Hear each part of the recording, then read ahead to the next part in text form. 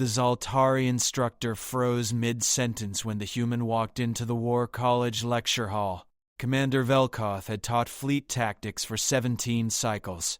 He'd trained officers from 43 species. None had ever arrived late to his class. The human female moved with unsettling confidence. Her uniform bore no rank insignia. Her boots made no sound against the metal floor. "You're late," Velkoth said, his 3 eyes narrowing. "I'm exactly on time," she replied.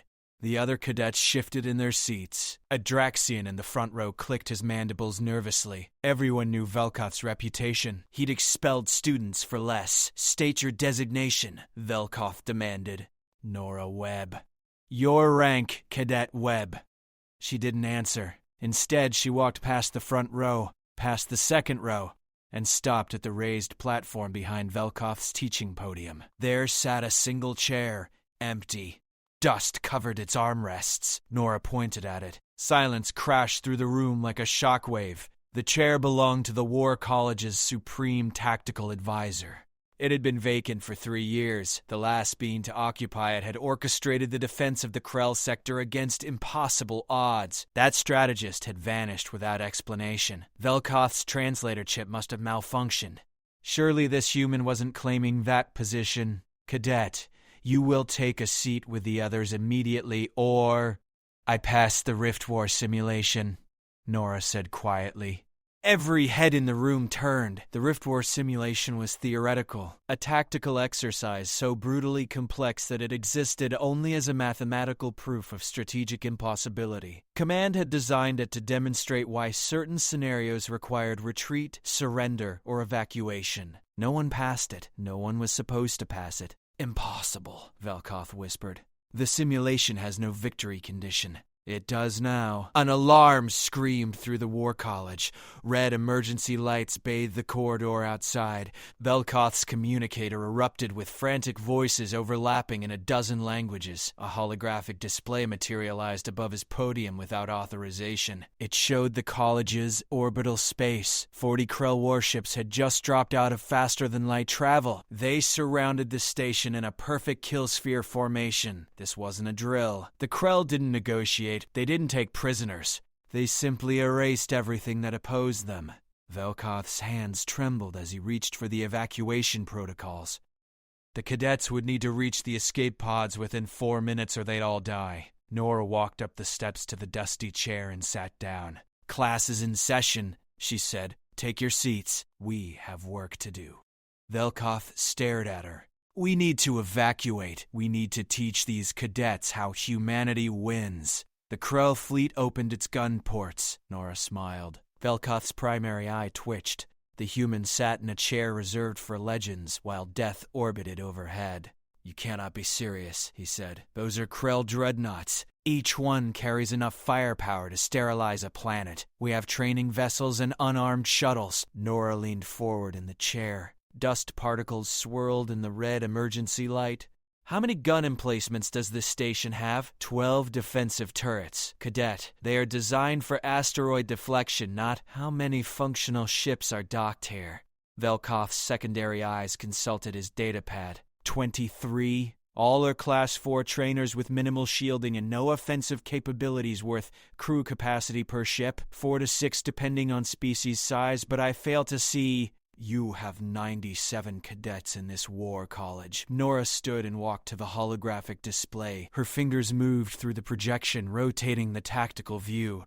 "That's 4 full crews with 13 auxiliary support personnel." The building shook. A Krell warning shot had vaporized one of the station's sensor arrays. A Draxian cadet stood abruptly. "We should run. My people have faced the Krell before." "Do sit down," Nora said without looking at him. The Draxian sat. Velkoth couldn't explain why he obeyed either, but he found himself pulling up the station's defensive systems on his podium display. "Even if we had a battle plan, we have perhaps 6 minutes before they open fire in earnest. No strategy can be formulated and executed in. I already have the strategy." Nora expanded the holographic display until it filled half the lecture hall. "The Krell use a kill sphere formation because it's mathematically perfect. Every ship covers every angle. No blind spots. No weaknesses." "Exactly," Velkoth said. Which is why we cannot. It's perfect if your enemy behaves logically. Nora's smile widened. Humans don't. She manipulated the display. 23 training ships appeared as blue dots. The 12 defensive turrets glowed green. The Krell formation pulsed red around them. The kill sphere's strength is also its flaw, Nora continued. Every Krell ship must maintain precise distance from its neighbors. If one ship moves, the others must compensate to preserve formation integrity. A Volton cadet with crystalline skin raised a tentacle. Moving one ship would require destroying it first. They will not break formation willingly. Correct. Nora pointed at the station, which is why we're going to make them think we're insane. Velkoth felt his stomach sacs contract. He'd heard stories about human tactics, how they did things that made no mathematical sense, how they won battles that should have been catastrophic defeats. You're going to order all 23 ships to launch simultaneously, Nora said. Full thrust. Directly at the Krell formation, the lecture hall erupted in panicked chittering, hissing, and translated shouts. That's suicide! A Margolian cadet screamed. That's step one. Nora silenced them with a raised hand. The Krell will detect 23 vessels on collision courses. Their formation will compress inward to create overlapping firing solutions. They'll want to ensure total destruction with minimal shot expenditure. Velkoth saw it. The formation shift would be subtle but necessary. The Krell prided themselves on efficiency. When they compress, Nora continued, the defensive turrets will fire on this ship. She highlighted one Krell dreadnought on the outer edge. Not to destroy it, to disable its maneuvering thrusters. A turret designed for asteroids cannot penetrate Krell armor, Velkoth protested. It doesn't need to penetrate, it just needs to push. Nora drew a trajectory line. A disabled ship drifting out of formation creates a gap. The other ships must compensate. But they can't compensate and maintain firing solutions on 23 incoming targets simultaneously, not without combat AI systems. Velkoth's translator chip struggled with what she said next. The Krell don't use AI in combat. They consider it dishonorable. She was right. He'd studied Krell culture. They valued biological superiority above all else. The formation will destabilize for exactly 4.3 seconds, Nora said. During that window, all 23 ships will execute emergency lateral burns. They'll scatter like shrapnel along these vectors. New trajectory lines appeared, threading between the Krell ships in patterns that looked random but clearly weren't. Some will be destroyed, she admitted. Probably 7 or 8. But the rest will break through the formation sphere. Once outside, they'll regroup here. She marked a position behind the Krell fleet. Then we execute Phase 2. The station shook again. Harder this time. A communication channel opened.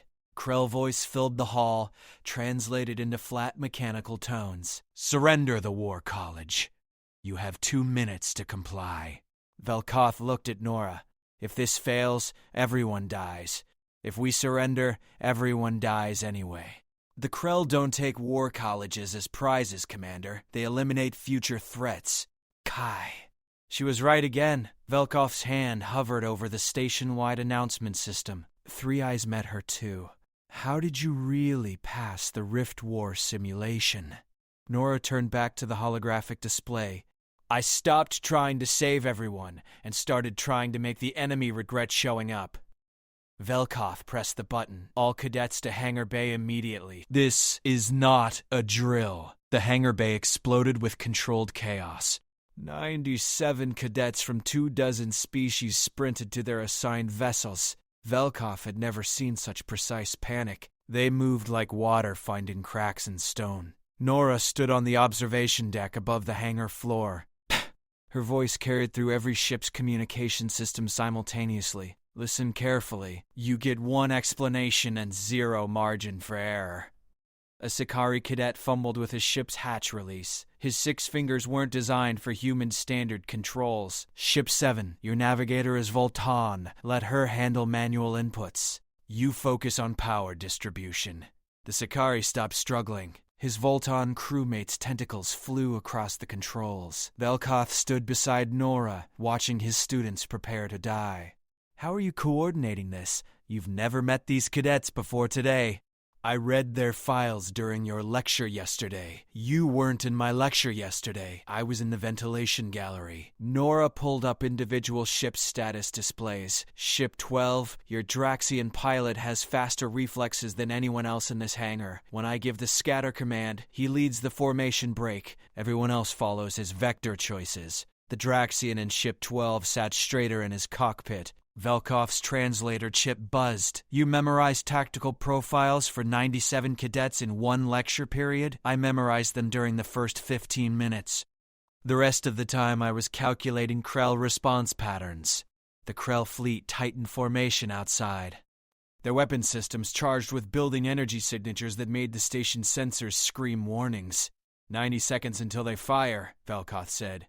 Good. We launch in 70. Ship 17's engines failed to ignite. The crew frantically cycled the startup sequence. Ship 17, kill your primary drive, Nora ordered. Route all power to your lateral thrusters. You're not part of the initial charge. You're covering our left flank during scatter. The crew stopped panicking. They followed instructions. Velkoff realized something terrifying. Nora wasn't commanding these cadets. She was conducting them. Every order came 3 seconds before it was needed. Every adjustment anticipated problems before they manifested. How many simulations did you run before arriving here? He asked. None. This level of coordination requires... Humans don't run simulations for everything, Commander. Sometimes we just understand how pieces fit together. The hangar bay doors began their agonizingly slow opening sequence. Beyond them, 40 Krell dreadnoughts waited like predators watching wounded prey. All ships report ready status, Nora said calmly. 23 acknowledgements flooded the channel in a symphony of alien languages and translated confirmations. Defensive turrets. Target Krell ship designated Victor 7. Wait for my mark. The station's automated defense systems didn't respond to cadet authorization codes. Decent. They shouldn't have responded at all. Velkoff's datapad showed the turrets swiveling to new positions. How did you access military-grade systems? I didn't. You did. 17 seconds ago, when you pressed the emergency broadcast button, it elevated your credentials to crisis authority levels. I'm just borrowing them. The Krell communication channel opened again. You have 30 seconds. Surrender or be destroyed. Nora muted the channel. Ships 1 through 23. On my mark, you will engage full thrust on heading 000. Do not deviate. Do not slow down. When you hear the scatter command, execute your assigned vectors immediately. Hesitation equals death. A young human male in Ship 4 spoke up. His voice shook. Ma'am, what if we don't make it through? Nora's expression didn't change. Then you make sure the ships behind you have a clearer path. Every second you survive is one more second someone else has to live. That's how humanity fights. We don't win by being the strongest. We win by making our deaths more expensive than the enemy can afford. The human cadet in Ship 4 nodded. His hands stopped shaking. The Krell fleet's weapons reached critical charge levels. Launch in 5, Nora said. 4, 3, 2. Velkoff gripped the observation rail. Mathematics said this couldn't work. Probability said they'd lose at least 15 ships in the first volley. Logic said surrender was the only rational choice. Humans apparently weren't rational. Mark! 23 training vessels shot from the hangar bay like bullets from a railgun. They accelerated toward the Krell formation in a tight wedge that made no tactical sense to anyone except Nora. The Krell fleet responded exactly as she'd predicted. They compressed inward, creating overlapping kill zones that would ensure total annihilation of every approaching vessel. Defensive turrets, fire on Victor 7. Full sustained burst. 12 asteroid deflection cannons opened fire simultaneously. Their combined output hit the designated Krell Dreadnought's port maneuvering cluster with the force of a small meteorite impact. The Krell ship didn't explode. It didn't even breach, but its thrusters flickered and died. The massive vessel began drifting sideways at 0.03 degrees per second, insignificant by most standards. Catastrophic for a perfect formation. The Krell ships on either side of Victor 7 began compensating. Their automated formation protocols fired correction burns to maintain sphere integrity. 4.3 seconds, Nora whispered, watching the holographic display. 4, 2. The Krell opened fire. Plasma beams lanced through space toward the incoming training vessels. Scatter. 23 ships executed emergency burns in 23 different directions. The Draxian pilot in Ship 12 moved first, his superhuman reflexes creating a pattern the others followed with split-second timing. Ship 9 vanished in a flash of superheated metal. Ship 14 lost its entire aft section but kept flying on emergency thrusters. Ship 21 took a glancing hit that vaporized its shields but left the crew alive. 16 ships threaded through gaps in the Krell formation that existed for less than 2 seconds each. They emerged on the far side of the sphere, battered but intact. Velkoff's 3 eyes couldn't process what he'd just witnessed. They survived. Phase 1 complete, Nora said. Now we show the Krell why humans never fight fair. She opened a communication channel to the surviving ships. Regroup at Rally Point Omega. Prepare for ramming speed. Velkoff's translator chip nearly short-circuited. Ramming speed? Those are training vessels against capital ships. The mass differential alone? I know, Nora said. That's why it's going to work. The 16 surviving ships regrouped behind the Krell formation. Inside the War College, Velkoff watched sensor data that made no sense. The Krell aren't pursuing, he said. They're holding position. They're confused. Nora manipulated the holographic display. Their formation doctrine doesn't account for prey that breaks through the kill sphere. They're waiting for orders from their fleet commander. How long do we have? 40 seconds before they recalibrate and turn the entire formation around. Then they'll reduce this station to atoms. The cadet crews and the surviving ships waited for instructions. Their communication channels carried heavy breathing and whispered prayers in a dozen languages. All ships. Listen closely, Nora said. The Krell build their dreadnoughts with redundant shield generators positioned in clusters of 3, 2 primaries and 1 backup. Standard military doctrine says you target the primaries first. She highlighted specific points on the Krell vessels displayed in the hologram. We're not following standard doctrine. Each ship will select 1 Krell dreadnought. You will approach at maximum velocity and fire everything you have at the backup generator. Not the primaries. The backup. A Margolian pilot in Ship 3 spoke up. That makes no tactical sense. The backup is the most heavily armored because the Krell expect it to survive when the primaries fail, Nora finished. They over-engineer the backup's physical armor and underprotect it with active countermeasures. Training, vessel weapons can't punch through dreadnought primary shields, but they can overwhelm a backup generator's point defense systems. Velkoff saw the logic like a puzzle piece sliding into place. If the backup fails first and then the primaries come under attack, the ship's automated systems will route emergency power to regenerate the backup generator. That power has to come from somewhere. It'll drain from weapons, engines, or both. For how long? 3.7 seconds. The station shook violently. The Krell were done waiting. Their formation began its rotation. All ships, begin your approach now. Full thrust. Pick your targets and commit. 16 training vessels accelerated toward 40 Krell dreadnoughts from behind. The size difference was absurd. Each dreadnought massed 3,000 times more than a training ship. Impact in 20 seconds, Velkoff said. What happens after they disable the backup generators? Nora pulled up a new display. It showed the 7 ships destroyed during the scatter maneuver. Their debris fields floated in specific positions around the Krell formation. Do you see the pattern? Velkoff studied the wreckage distribution. His central eye widened. Those aren't random debris fields. You positioned them during the scatter. Ship 9 knew he wouldn't make it through his gap. I gave him a vector that would place his wreckage exactly where we needed it. Same with Ship 14's aft section and Ship 21's shield array. You sacrificed them deliberately. I gave them a choice. Die meaninglessly or die as part of a weapon. They chose to be the weapon. The moral implications made Velkoff's stomach sacks clench, but he couldn't argue with the mathematics. 7 debris fields now floated in a precise geometric arrangement around the Krell formation. When the backup generators fail and the Krell dreadnoughts route emergency power, their sensor arrays will experience brief blind spots. During those blind spots, our ships will detach their emergency beacon modules and set them to maximum broadcast strength.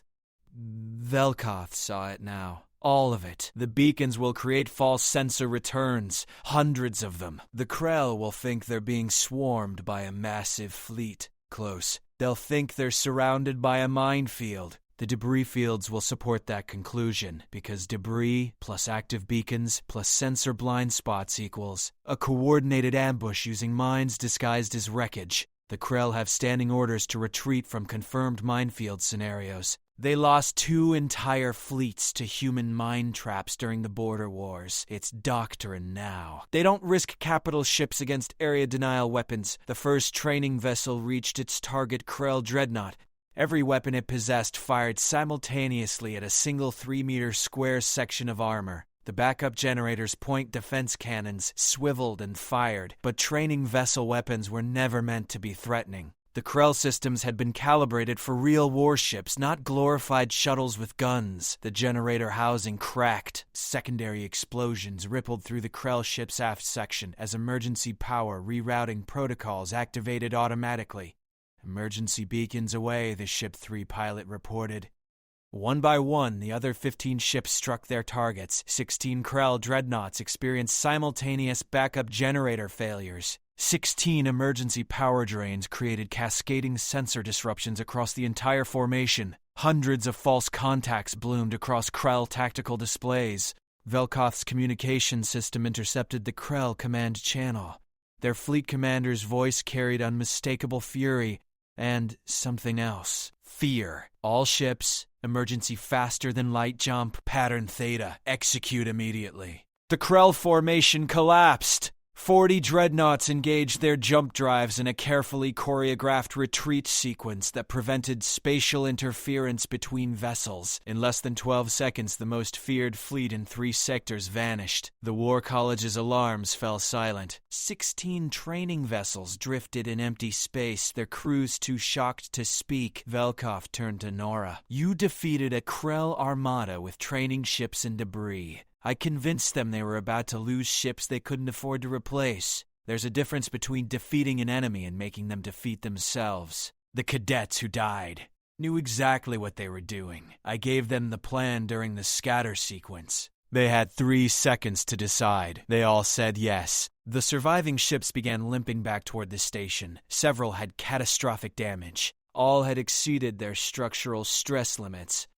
But they were alive. A communication channel opened. The Draxian pilot in Ship 12 spoke carefully. Human Nora. What do we do now? Nora walked back toward the lecture hall. Now you come back to class. We still have 43 minutes left in today's session. Velkoth followed her in silence. When they reached the lecture hall, she sat in the dusty chair behind his podium like she'd always belonged there. The cadets filed in 17 minutes later. They took their seats without being told. Several were injured. All looked different than they had an hour ago. Nora stood. Today's lesson was about asymmetric warfare. Tomorrow we'll cover why psychological warfare matters more than firepower. Questions? Not a single hand raised. Good. Dismissed. As the cadets filed out, Velkoth approached the chair. You never answered my question. What's your actual rank? Nora smiled.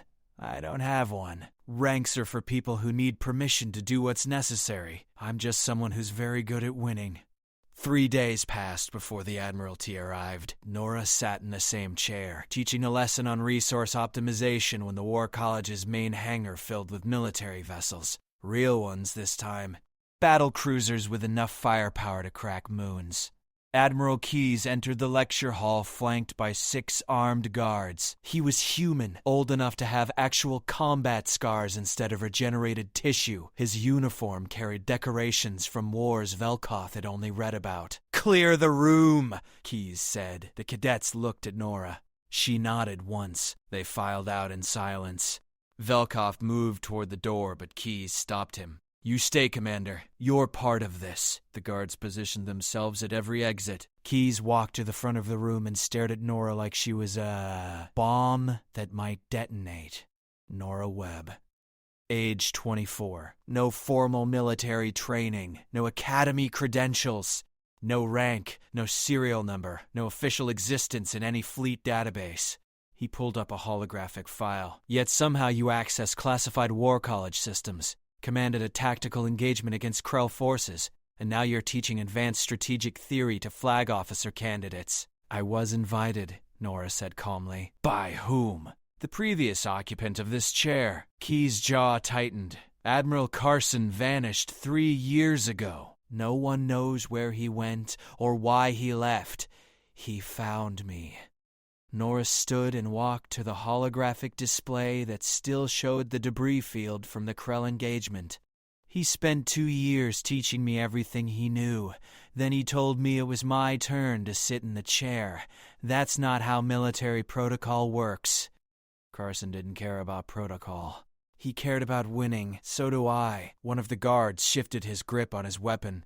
Keyes raised a hand to stop him. Do you have any idea what you've done? Keyes asked. The Krell filed a formal complaint with the Interstellar Council. They're claiming we used illegal autonomous weapons systems. They're demanding access to our mine technology. They're threatening to restart the border wars unless we prove those mines don't exist. Good, Nora said. Velkoth's translator chip sputtered. Good? How is galactic war good? Because the Krell are terrified. Nora manipulated the display, showing sensor logs from the engagement. They retreated from a fight they should have won easily. That fear will spread. Every species that's been bullied by the Krell for the last decade will see that retreat and realize the Krell can be beaten. Keyes slammed his hand on the podium. You can't start a war based on a bluff. I didn't start anything. I ended a hostage situation and taught my students how to think. What happens next is up to you. The council wants you arrested. Tried for unauthorized military action. The Krell wants you executed. Nora smiled. But you're not here to arrest me. The Admiral's silence confirmed it. You're here because word spread, Nora continued. The cadets talked. Other students heard. Now every war college in Allied space knows there's a human teaching tactics that actually work. You're getting requests, applications, transfers.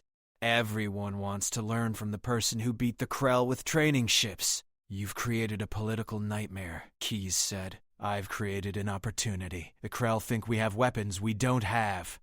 Let them think it. Let every hostile species in the galaxy wonder what else humanity is hiding.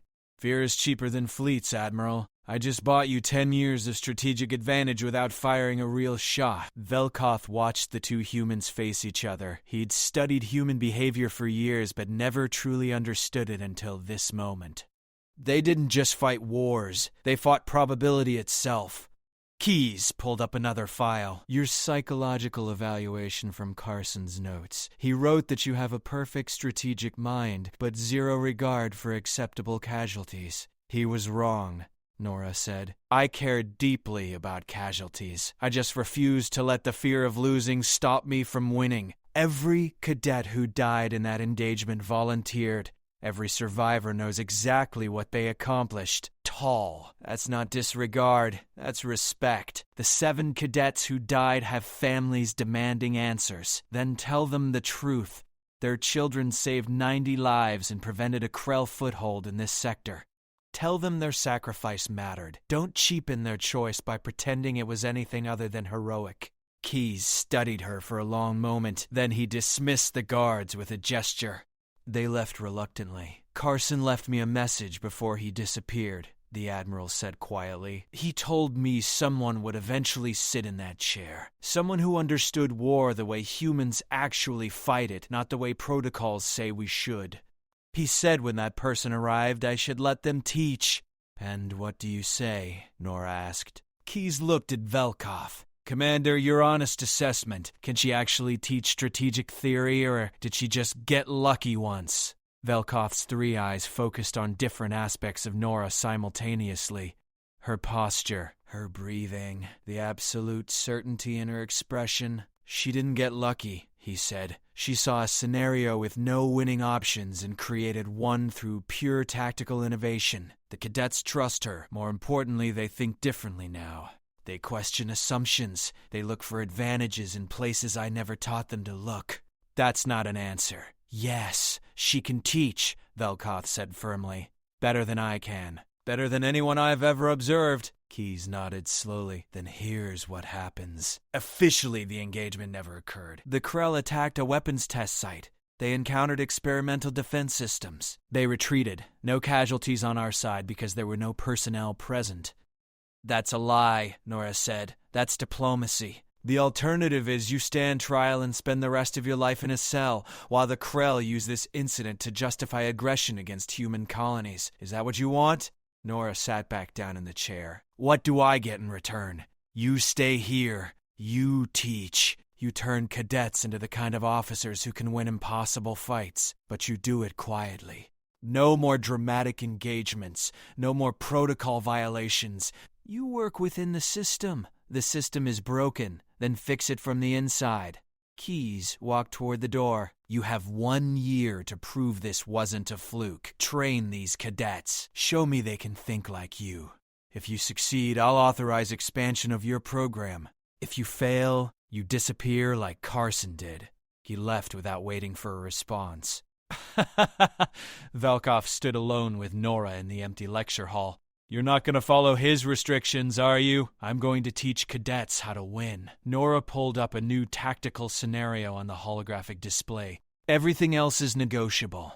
6 months later, the War College had changed in ways no one could officially acknowledge. Nora's class had grown from 97 cadets to 214. They came from every allied species, every fleet division, every corner of explored space. They came because rumors traveled faster than official channels. Velkov watched from his usual position beside the empty chair that was no longer empty. Nora stood before the assembled cadets, running them through a scenario that made his translator chip overheat. You have 3 cruisers against a fortified moonbase with orbital defense platforms. You're outgunned 4-1. Your supply lines are cut. Reinforcements won't arrive for 6 days. What do? A Voltan cadet raised a tentacle. We establish a defensive perimeter and wait for Ron. You just lost. Nora erased the cadet's name from the active roster. Next, a human male named Derek stood. We could fake a retreat, draw the defense platforms out of position, then... You just lost slower. Sit down. The Draxian pilot from the Krell engagement clicked his mandibles. His name was Kreth, and he'd become something like Nora's unofficial second-in-command. We don't fight the moonbase. Explain. The base exists to guard something. A shipyard, a colony, strategic resources. We identify what it's protecting and threaten that instead. Force them to abandon their defensive advantage. Nora smiled. Better. You still lost, but you understood the real objective. War isn't about destroying what's in front of you. It's about taking what the enemy can't afford to lose. Pull! She pulled up a new display showing a supply depot 3 systems away from the moon base. While the enemy focuses on their fortified position, you hit their fuel reserves here. No fuel means no platforms, no cruisers, no defense. Within 48 hours, they're negotiating surrender terms because their entire sector is about to go dark. The cadets scribbled notes in a dozen different writing systems. Velkov had stopped trying to teach traditional tactics 3 months ago. Now he simply observed and tried to understand how Nora's mind worked. He still couldn't predict her solutions. A communication alert interrupted the lecture. Priority channel? Admiral Keyes, Nora answered without stopping her lesson. Admiral, we have a situation. Keyes' voice carried tension that made Velkov's primary eye focus sharply. The Zelkor Imperium just blockaded the Hadris colony. 42,000 human civilians trapped planetside. The Imperium is demanding territorial concessions or they start orbital bombardment in 72 hours. The lecture hall went silent. What assets do we have in range? Nora asked. 1 destroyer. The Valiant. Captain Lewis is asking for orders. Tell Lewis to hold position and wait for instructions. Nora, we need a fleet response. The Imperium has 16 heavy cruisers in a standard occupation formation. I've been tracking their movements since they crossed the border 4 days ago. Nora pulled up a star chart that shouldn't have been accessible from the War College's systems. They're using textbook Imperial doctrine.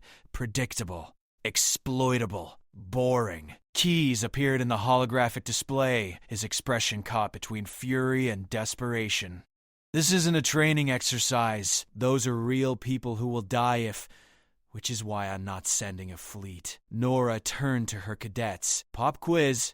You're Captain Lewis, 1 destroyer against 16 cruisers. You can't win a direct fight. You can't evacuate 42,000 civilians. You can't retreat without abandoning them. What's your move? Kreth stood immediately. We make them think we're not alone. Expand. The Imperium knows we have 1 destroyer in range, but they don't know what else might be in the system. We use that uncertainty. A Margolian cadet named Vess spoke up. We could broadcast false drive signatures, make them think a fleet is approaching. They'll verify those with long-range scans within minutes, another cadet countered. Nora walked between the rows of seats. You're all thinking too small. The Imperium didn't blockade Hadris Colony to start a war. They did it to test our response time. They want to see how long it takes us to mobilize, what assets we commit, how we negotiate under pressure. She pulled up the Imperium's formation in detail. This blockade is an intelligence-gathering operation disguised as a hostage situation, which means they're watching everything we do very carefully. Derek raised his hand. So we give them something to watch.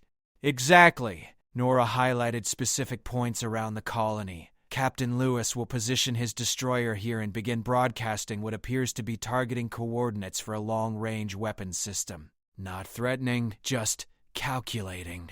Like he's waiting for authorization to fire. Velkoth saw the trap forming. The Imperium will scan for the weapon system, and they'll find nothing, which will make them nervous. Unknown weapons are scarier than known ones, but eventually they'll realize it's a bluff, Vess said. Not if we support it. Nora gestured to the cadets. How many of you have personal communication devices capable of tight beam transmission? Every hand in the room went up. Good. You're about to become a distributed sensor network. Each of you will align your devices to transmit encrypted data packets toward the Hadris system on a 6-hour rotating schedule. The Imperium will detect dozens of signals originating from this sector. Coded military traffic. Impossible to decrypt but clearly coordinated. Kreth's mandibles clicked in understanding. They'll think we're coordinating a fleet response. Better. They'll think we've already positioned assets they can't detect. Stealth ships. Long-range artillery platforms. Something new and dangerous. Every hour that passes, with no visible fleet movement, will make them more convinced we have capabilities they don't understand. Admiral Keyes studied the plan. This only works if they believe we'd actually fire on our own colony to eliminate their blockade. Humanity has a reputation, Admiral. We don't negotiate with hostage takers. The border wars proved that. The Imperium knows our history. They'll believe we'd sacrifice 1 colony to send a message. That's monstrous. That's deterrence. I'm not going to fire anything. I'm just going to make them think I might. Velkoth watched the Admiral process this. War fought with perception instead of weapons. Victory achieved through the enemy's imagination. How long will this hold them? Keyes asked. 73 hours. Just past their deadline. Right when they're most committed to either acting or retreating. That's when their formation will be most vulnerable to psychological pressure. And then, Nora smiled. Then we introduce Phase 2. But I need something from you first. Name it. Authorization to promote 15 cadets to acting officer status. Temporary commissions. Valid for 96 hours. Keyes stared at her. You want to put students in command positions during an active hostage crisis? I want to put the best tactical minds in this war college exactly where they can do the most good. They've been training for this. Some of them are better than your current command staff. That's insubordinate. That's true. Authorize it anyway.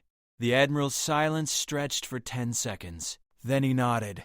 You have 73 hours. If this fails, I won't be able to protect you from the consequences. If this fails, there won't be consequences. The Imperium will have them. Keyes disconnected. Nora turned to her cadets. Kreth, Derek, Vess, and 12 others whose names I'll transmit within the hour.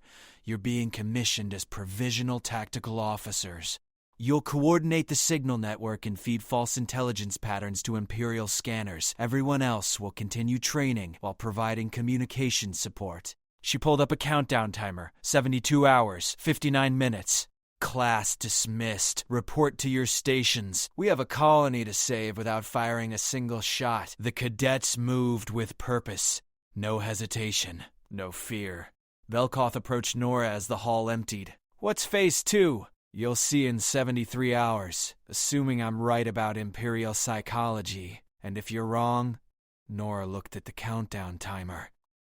Then 42,000 people die, and I spend the rest of my life wondering if I could have saved them by being more conventional. She walked back to the chair and sat down. Velkoff had never seen her look uncertain before. 72 hours and 14 minutes later, the Zelkor Imperium made their move. Nora stood in the War College's command center, surrounded by holographic displays showing real-time data from the Hadris system. 15 freshly commissioned cadets worked stations normally reserved for flag officers. Velkoff monitored communications while trying to suppress the certainty they were all about to witness a massacre. The Imperial Fleet Commander opened a channel. His translator rendered his voice as cold and mechanical. Humanity has 1 hour to begin territorial negotiations. Failure to comply will result in orbital bombardment. Captain Lewis responded from the Valiant, his single destroyer positioned between the blockade and the colony. We're still calculating. Calculating what? Whether your ships can survive the counterstrike. The Imperial commander's laugh came through as harsh static. You have 1 vessel. We have 16. Your mathematics are flawed. My mathematics include assets you can't see. Silence on the Imperial Channel. Nora had predicted this exact exchange 4 days ago. Kreth monitored the enemy sensor sweeps from his station. They're scanning again, 5th time in the last hour, focused on deep space approach vectors. They're getting nervous, Derek added. He'd been coordinating the cadet signal network, feeding encrypted transmissions toward Hadris on randomized schedules. Our communication pattern matches a fleet coordination protocol. They know it. They just can't find the ships. Vess adjusted her display. Imperial formation is tightening. Standard defensive compression. They're preparing for an engagement they can't see coming. Nora watched the enemy movements with the same expression she wore during lectures. Calm. Focused. Utterly convinced of her own conclusions. 58 minutes until their deadline, Velkoff said. Phase 2? Not yet. Let them commit further. The Imperial commander spoke again, tension creeping into his translated voice. Captain Lewis, we've detected military communications originating from multiple points in your territory, encrypted battle coordination protocols. You will identify these sources immediately. Lewis didn't hesitate. That's classified. We demand. You're in no position to demand anything. You're blockading a human colony while surrounded by weapon systems you can't detect. Every minute you remain in position is another minute we refine our targeting solutions. The Imperial Channel went silent. He's good, Nora said quietly. Lewis is selling the bluff perfectly. Admiral Keyes appeared in a private hologram beside her. The Imperium is requesting diplomatic channels with Fleet Command. They want to negotiate before the deadline. Tell them negotiations will begin after they withdraw to a distance of 10 million kilometers from the colony. That's a full retreat position. That's the price of starting a conversation they should have begun 4 days ago. Keyes relayed the message. 2 minutes passed. 3. The tension in the command center became physical, pressing against Velkoff's sensory membranes. The Imperial formation began moving, not retreating. Advancing. They're calling the bluff, Kreth said. All 16 cruisers on intercept course with the Valiant. Time to engagement, 7 minutes. Nora's expression didn't change. Captain Lewis, begin phase 2. Lewis responded immediately. Confirmed, executing now. The Valiant's engines flared, but instead of retreating or engaging, the destroyer rotated 90 degrees and fired its entire missile complement, not at the Imperial fleet, at the colony. Velkoff's 3 eyes widened in horror. What are you... Watch, Nora said quietly. The missiles streaked toward Hadris. 42 warheads capable of devastating the planetary surface. Every sensor in the system tracked them. The Imperial fleet froze, their formation collapsing into chaos as commanders tried to process what they were seeing. Humanity was firing on its own colony. The missiles reached the upper atmosphere and detonated, not with explosive force, with electromagnetic pulses that lit up the sky in cascading waves of harmless energy. Chaff bursts, Derek explained. Captain Lewis just seeded the entire orbital space around Hadris with sensor-reflective particles. The Imperium's targeting systems just went blind. The Imperial commander's voice exploded across the channel. "You're insane! You just contaminated your own orbital space!" Lewis sounded almost bored. "I just leveled the battlefield. You wanted to threaten our colony from orbit? Now neither of us can target anything accurately. Your advantage just disappeared." Nora pulled up a tactical overlay. The chaff cloud would dissipate in 6 hours, but for now it created a perfect sensor dead zone around the planet. The Imperium doctrine requires clear targeting solutions before engaging civilian populations, she said. They can't bombard what they can't see, and they can't stay in position for 6 hours while their sensors are compromised. Not when they think we have hidden assets waiting to strike. The Imperial fleet held position for 90 seconds. Velkoth counted every one. Then they began retreating, not to the negotiation distance Keyes had suggested. Farther. Out of the system entirely. Their faster-than-light drives engaged in sequence, and within 3 minutes all 16 cruisers vanished. The command center erupted in controlled celebration. Cadets exchanged gestures of triumph in a dozen cultural traditions. Nora sat down in the command chair. "Captain Lewis, well done. Maintain position until the chaff dissipates, then begin evacuation protocols for any colonists who want to relocate." "Understood." "Ma'am, was there ever actually a fleet coming?" "No." "Then what was I waiting for authorization to fire? Hope? Fear? Whatever the enemy needed to believe. The specifics don't matter as much as their imagination." Lewis laughed, a short, sharp sound of relief. "Remind me never to play cards with you." Keyes appeared in full hologram now, physically present in the command center. He walked directly to Nora. "You saved 42,000 lives without firing a shot. The Imperium saved them. I just convinced them it was their idea. The Council is demanding an explanation for why we fired missiles at our own colony. Tell them it was a tactical exercise, or don't tell them anything.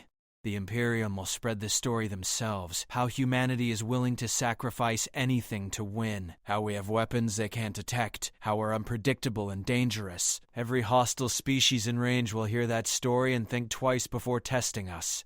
Keyes studied the tactical displays showing the dissipating chaff cloud. "You've turned a defensive crisis into strategic deterrence. I turned fear into a weapon, much cheaper than building actual fleets." The Admiral turned to the 15 provisional officers working their stations. These cadets performed at command-level competency. Their temporary commissions should become permanent. "They're not ready," Nora said. Every head in the command center turned toward her. "They executed your plan perfectly," Keyes protested. "They executed my plan. That's different from creating their own. Give them 6 more months of training, then commission them. I need time to teach them how to think like this, not just follow instructions." Kreth clicked his mandibles. "With respect, we just saved a colony. What more do we need to prove? That you can do it again, with different variables, against different enemies, without me holding your hand." Nora stood and walked to his station. "You followed my strategy brilliantly, but can you tell me what the Imperium's third best option was? What they would have done if the chaff failed to deter them?" Krith hesitated. "Exactly. You trusted the plan without understanding all the contingencies. That makes you excellent subordinates. I need you to become dangerous commanders." She addressed all 15 cadets. "You've proven you can execute complex operations. Now prove you can design them. 6 months. Show me you've learned to think, not just obey. Then I'll recommend your commissions personally." The cadets nodded, some with visible disappointment, others with renewed determination. Admiral Keyes pulled Nora aside. "You realize what you just did? You turned down an opportunity to expand your influence across the fleet." "I turned down the opportunity to create mediocre officers. The galaxy has enough of those. The Council is going to ask questions about you. About this program, about why an unranked civilian is commanding tactical operations and teaching flag-level theory. Let them ask. What are they going to do? Shut down the only program producing officers who actually win? Keyes almost smiled. Carson said the same thing, right before he vanished. Carson didn't vanish. He evolved past the need for official sanction. Maybe I will too. Nora walked toward the exit. Class resumes in 2 hours. We're covering multi-front resource denial strategies. Tell the cadets to review their notes on the Krell engagement. We're going to discuss what I got wrong. Velkoff followed her into the corridor. What did you get wrong? 7 cadets died. That's 7 too many. I've spent 6 months trying to figure out how to achieve the same result with 0 casualties. Haven't solved it yet. Some scenarios have unavoidable costs. That's what everyone says right before someone finds the solution everyone claimed was impossible. She stopped walking and looked at him. You asked me once what my rank was. Want to know the real answer? Yes, I don't have a rank, because ranks measure authority within existing systems. I'm not interested in authority. I'm interested in evolution. Making war so expensive and unpredictable that species stop fighting and start negotiating. She resumed walking. Ranks can't measure that. Velkoff watched her disappear around the corner, heading back toward the lecture hall in the chair that had been waiting for her. For the first time since meeting Nora Webb, he understood why Admiral Carson had chosen her. She wasn't teaching tactics. She was teaching humanity's real weapon, the absolute refusal to accept that anything was impossible. 1 year after Nora took the chair, the War College received an encrypted message from Admiral Carson. It arrived during a standard lecture on resource asymmetry. Nora was demonstrating how 3 mining frigates could disable a battle station when every screen in the lecture hall flickered and died. Carson's face appeared in holographic form, older than Velkoff remembered, scarred in ways that hadn't existed before his disappearance. If you're seeing this, someone sat in my chair. Someone who understood. Carson's image looked directly at Nora. I knew you'd find your way here eventually. Took you longer than I expected. The cadets sat frozen. They'd heard stories about Carson but never seen him. I left because the Admiralty wanted me to train officers for the war we're fighting. I needed to prepare humanity for the war that's coming. Carson pulled up a star chart showing regions beyond explored space. 3 years ago, I discovered something in the outer reaches, a species that makes the Krell look like children playing with sticks. Velkoff's translator chip struggled with the coordinates. They pointed to a region officially designated as uninhabitable void. They call themselves the Architects. They've been watching us for centuries, studying us, waiting. Carson's expression hardened. They don't want our territory. They don't want resources. They want to test whether humanity deserves to exist. Nora leaned forward in the chair. I spent 3 years analyzing their psychology, their tactics, their technology. I found one conclusion. We can't beat them with conventional warfare. We can't negotiate. We can't run. Carson paused. But we can make them regret the test. The star chart expanded, showing movement patterns that defied physics as Velkoff understood them. They're coming. 6 months, maybe less. When they arrive, every tactic you know becomes obsolete. Every advantage we've built disappears. Carson's image looked at the assembled cadets, which is why Nora is going to teach you how to fight gods with nothing but audacity and spite. The message ended. The screens remained dark for 3 seconds before normal displays returned. 214 cadets stared at Nora in absolute silence. She stood slowly and walked to the holographic display. Well, that changes the curriculum. That was Admiral Carson, a Sikari cadet whispered. He's been alive this whole time, apparently hiding in regions that supposedly don't support life while researching enemies that supposedly don't exist. Nora pulled up the star chart Carson had shown. Questions? Kreth stood. Is he telling the truth? Are we about to face an extinction-level threat? Carson doesn't lie. He omits, redirects, and occasionally manipulates, but he doesn't fabricate data. Nora studied the coordinates, which means yes, something is coming. Something that makes everything we've fought look insignificant. Derek raised his hand. What do we do? Exactly what we've been doing. We learn to win fights everyone says are impossible. We turn disadvantages into weapons. We make our enemies defeat themselves through their own assumptions. She smiled. We just do it faster and better than before. Admiral Keyes materialized an emergency hologram. You received the message, along with 200 witnesses who are probably terrified right now. Fleet Command is convening an emergency session. They want you there. I'm teaching a class. Nora, this is 6 months away, according to Carson, which means I have 6 months to prepare the best tactical minds in Allied space for asymmetric warfare against a superior enemy. I'm not wasting time in committee meetings. Keyes looked like he wanted to argue, but Velkov saw the moment he chose surrender instead. What do you need? Access to deep space sensor networks, real-time monitoring of the outer reaches, and authorization to expand my class to 500 cadets. 500? We can't. You're about to face an enemy that requires unconventional solutions. I need conventional thinkers learning to break their own rules. 500 is barely enough. The Council will never approve. Then don't ask for approval. Just route the cadets here and let the bureaucrats discover it after the fact. Keyes stared at her for a long moment. Carson trained you well. Carson showed me the board. I'm playing my own game. The Admiral disconnected. Nora turned back to her cadets. The fear in their eyes was visible across species boundaries. Good. Fear meant they understood the stakes. Here's what happens next. Every tactic I've taught you was preparation for this moment. Beating the Krell with debris, saving Hadris with imagination. Those weren't victories. They were training exercises. She pulled up a new tactical display. Now we design strategies for an enemy we've never seen, using principles that don't exist yet, with weapons we haven't invented. Vess spoke carefully.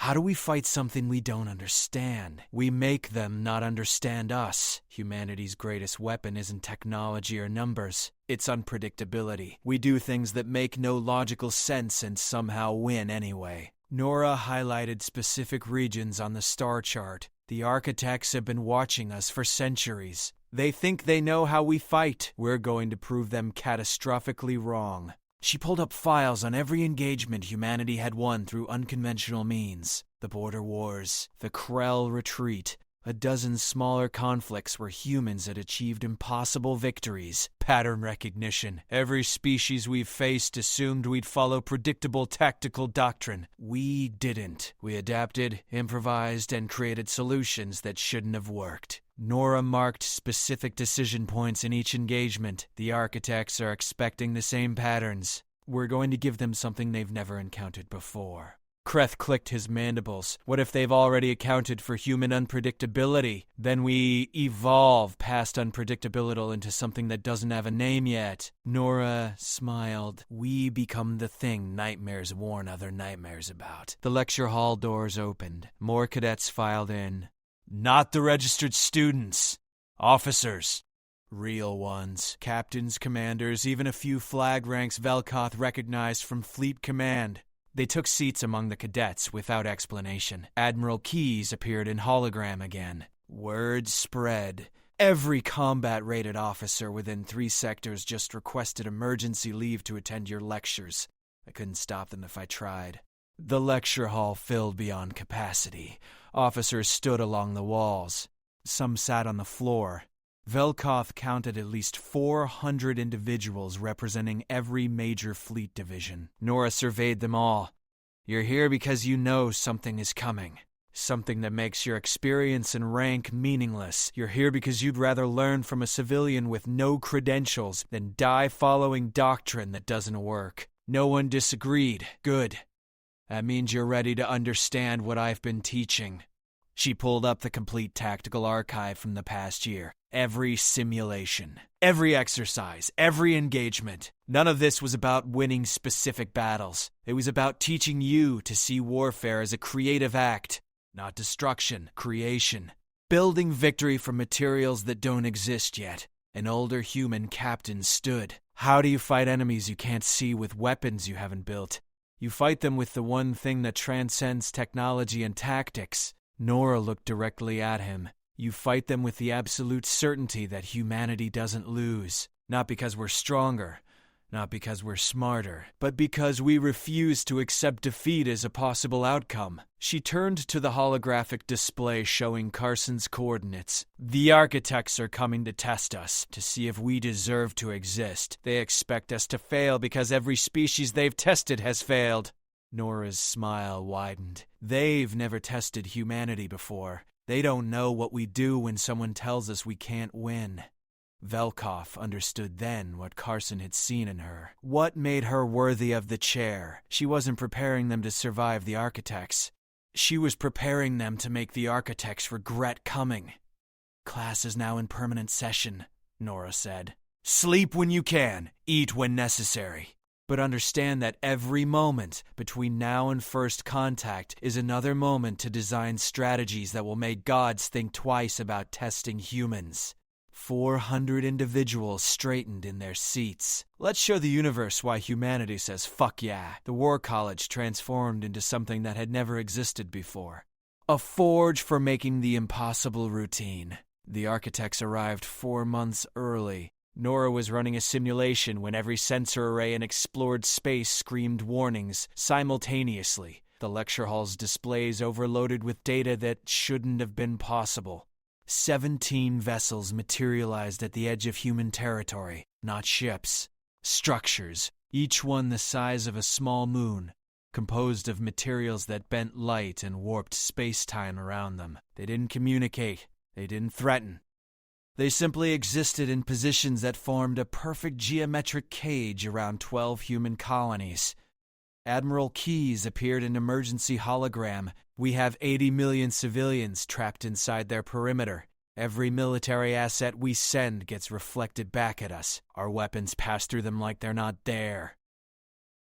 Nora stood from the chair and studied the architect formations. 4 months of preparation condensed into this moment. They're testing our response patterns, she said calmly, measuring how we react to overwhelming force. Carson was right. They don't want to destroy us. They want to prove we're not worth keeping. Velkoff watched the tactical displays with all 3 eyes. How do you fight enemies that your weapons cannot touch? You don't fight them. Nora turned to the 400 officers packed into the lecture hall. You make them fight themselves. Kreth stepped forward.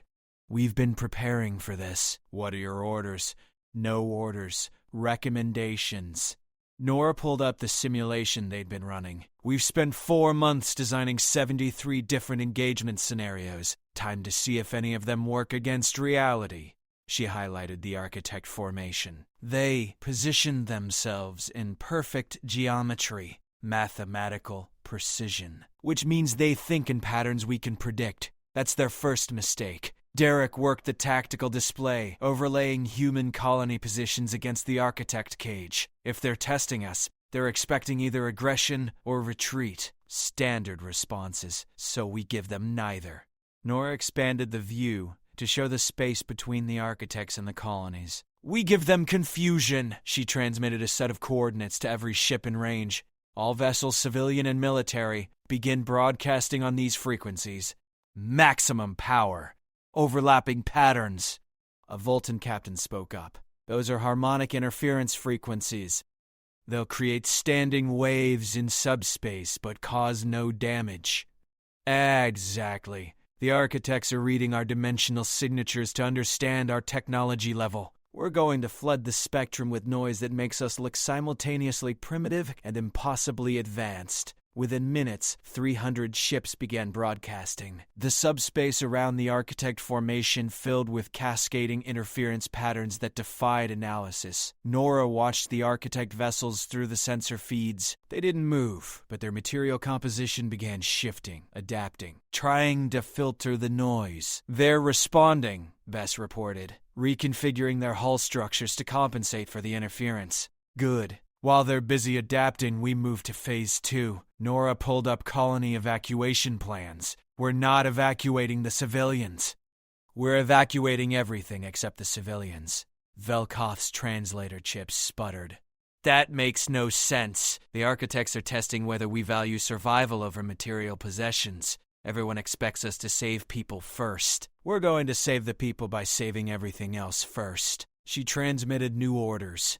Strip every colony of technology, resources, infrastructure, load it onto transports. Move it outside the architect perimeter. Leave the people exactly where they are. Admiral Keyes materialized. You want to abandon 80 million civilians with nothing but emergency supplies? I want to show the architects that humans are the resource. Everything else is replaceable. The colonies aren't valuable because of what they contain. They're valuable because of who lives there. The evacuation began.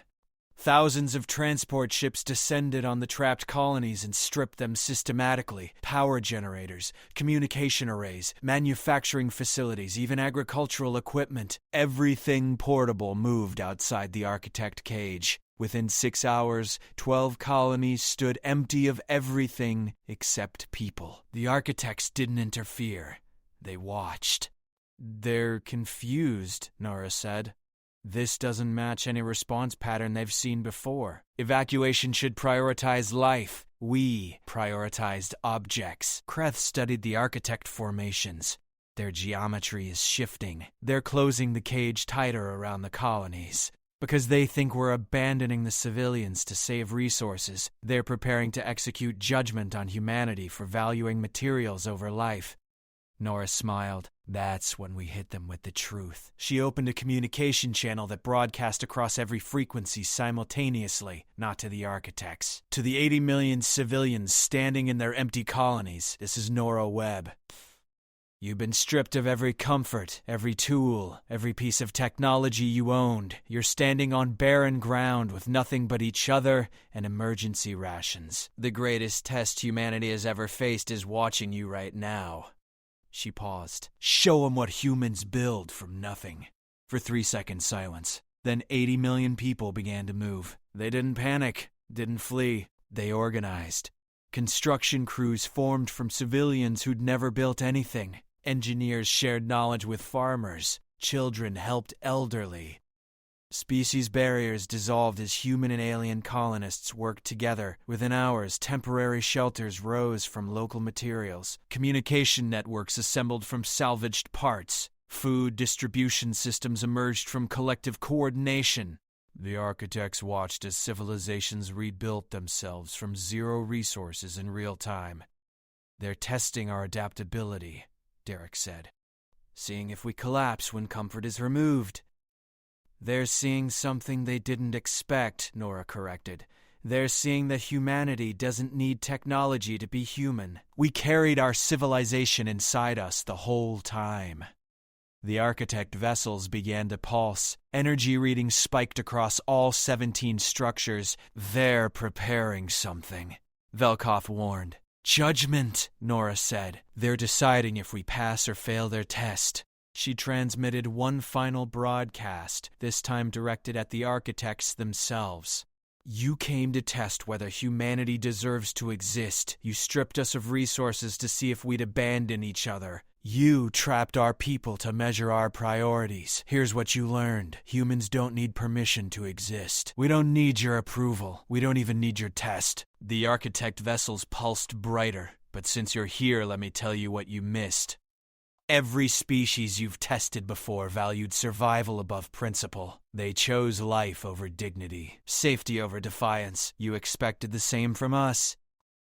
Nora walked to the center of the lecture hall, surrounded by officers who'd learned to think like her. Humanity chooses differently. We choose to rebuild rather than retreat. We choose to stand together rather than scatter. And most importantly, we choose to show you that your test is irrelevant. Because we already know we deserve to exist, we don't need gods to confirm it. The architect formations began to change. Not attacking, dissolving. 17 moon-sized vessels fractured into geometric patterns that defied physics. They scattered into fragments that caught starlight and dispersed like cosmic dust. Within minutes, they vanished completely. The cage around the 12 colonies disappeared. Admiral Keyes stared at the empty space where the architects had been. What just happened? They left, Nora said simply. The test wasn't about survival or technology or military strength. It was about whether we'd panic when stripped of advantages, whether we'd sacrifice each other to save ourselves, whether we'd beg for mercy. She sat back down in the chair that Carson had left for her. Humanity doesn't beg. We build. We adapt. We refuse to accept defeat even when gods tell us we should. The architects wanted to know if we deserve to exist. We showed them the question was meaningless. We exist because we choose to. Their opinion never mattered. The lecture hall remained silent. Then Kreth began clicking his mandibles, a Draxian expression of profound respect. Others joined, Voltan tentacle waves, Margolian harmonic, hums, human applause. 400 officers saluted the civilian sitting in a dusty chair. Velkoth approached her. You saved 80 million lives and passed a test designed to be impossible. What rank does that earn you? Nora looked at him with the same expression she'd worn when she first walked into his lecture hall. None. Because I'm not interested in climbing hierarchies. I'm interested in teaching people to break them. She pulled up a new tactical display. The architects are gone, but their test revealed something important. Humanity's real strength isn't technology or tactics. It's the absolute refusal to let anyone else define our worth. Admiral K's materialized one final time. The Council wants to offer you formal commission. Fleet Admiral. Full authority to restructure tactical doctrine across all Allied forces. No. Nora, I'll stay in this chair. I'll teach anyone who wants to learn, but I won't join a hierarchy that requires permission to think creatively. Carson understood that. That's why he left the chair empty until someone like me found it. She stood and looked at the 400 officers who'd learned to question everything.